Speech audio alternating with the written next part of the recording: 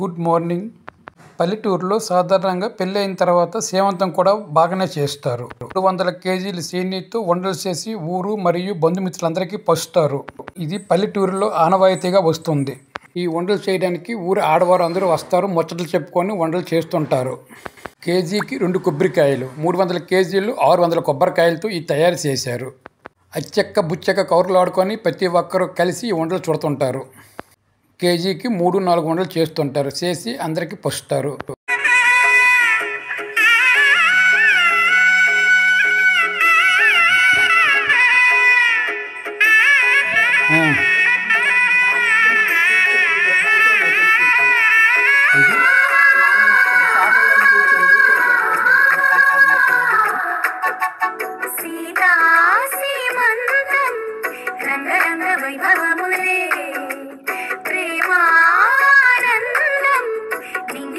సంబరములే కోసల దేశమే మురిసి కోయిలై ఆశల పల్లవి పాడే పునవి ఆమని కలిసి విల్లువై కన్నుల పండుగ చేసే మన శ్రీరామ